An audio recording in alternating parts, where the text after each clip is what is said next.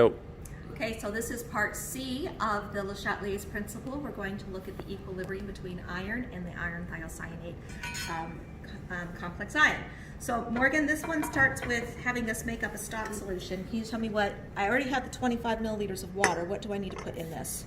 You have your stock solution. You're going to mix in to your 25 mils of water, half a mil of 0.1 molar iron 3 chloride. Okay, that's about, this is the iron. So when I do this, first of all, I want you to know that the color of this iron is yellow. 1, 2, 3, 4, 5, 6, 7, 8, 9, 10. Good enough, right? Very precise. Very precise. So that iron complex is yellow. That's an important thing to note.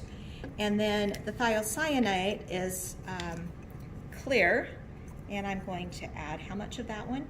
Also half a mil of 0.1 molar. So we'll go, oh, I'm going to really be quick and dirty on that one. I'm going to use the graduation marks. Okay. So this may look familiar. We've done this, we've measured this one before. This complex is this, what color would you say that is? Orange? Blood orange. Blood orange. Okay, so the equilibrium that I just established is that I started with the iron, which is this yellow color, and then I added the thiocyanate, which is clear, and the complex ion is, I'm going to call it brown red color. So as I can use that then to track this position of equilibrium.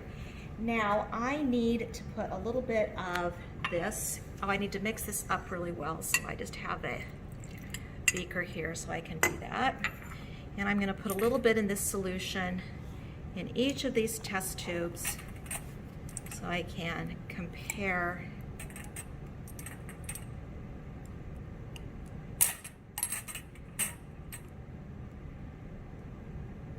okay.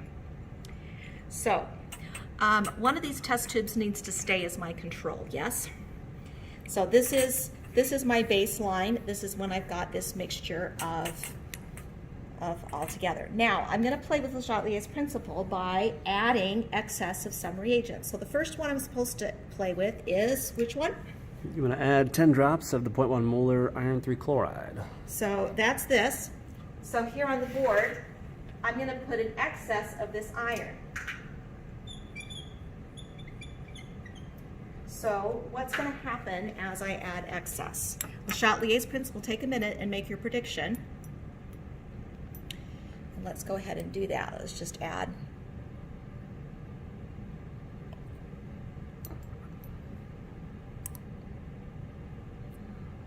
Okay, so if we compare the two, let me put this on a white background. I think that makes it a little easier to see.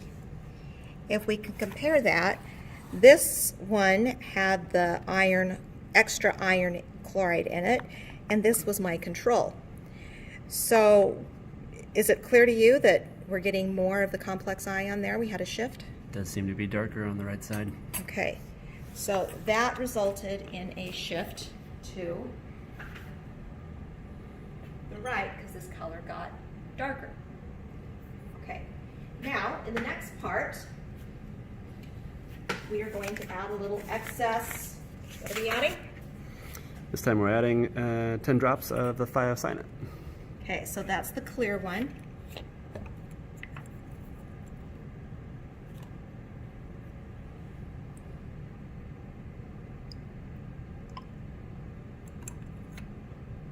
Okay, so here's my control again.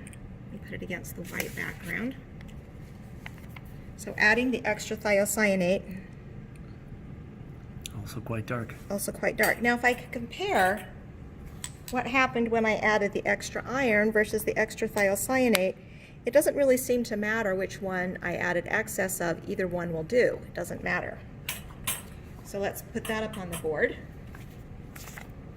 So again, I put excess thiocyanate, so the equilibrium again shifted to the right to give me extra brown red color. Okay.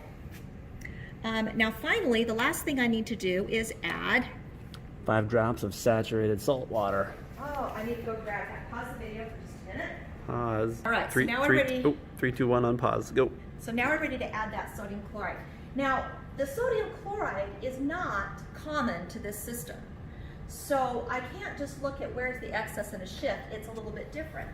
The other way that we can shift an equilibrium, besides adding a common ion, is I can add something that removes an ion.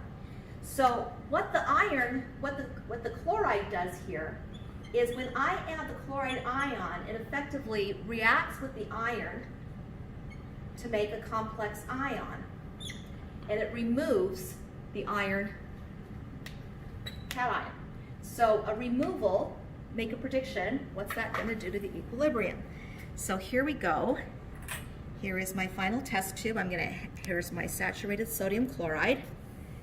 I'm going to add, how much does it want me to do? Well, let's just add it until we see. A bunch of drops.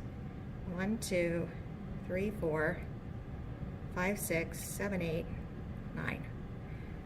Okay, so there's my sodium chloride. And as we look, this was my control. There's way less of that orange-red color.